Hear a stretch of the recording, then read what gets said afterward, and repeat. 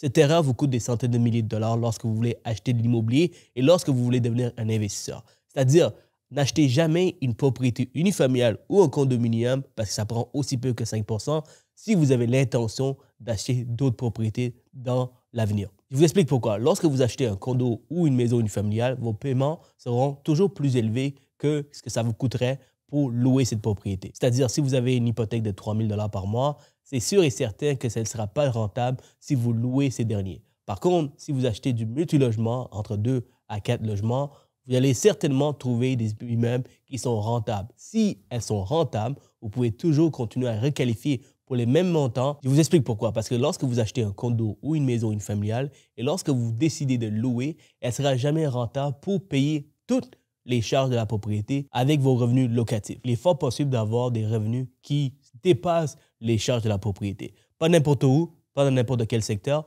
mais c'est encore possible aujourd'hui. Donc, si les propriétés sont rentables, vous allez requalifier pour le même montant qu'au départ avec les mêmes revenus personnels. Donc, si vous qualifiez, par exemple, pour 500 000, vous achetez un duplex, un triplex, un quadruplex rentable, vous pouvez requalifier pour le même 500 000 pour votre prochain achat. C'est comme ça que les investisseurs enrichissent. C'est de cette façon que les investisseurs achètent plusieurs propriétés avec leurs revenus personnels.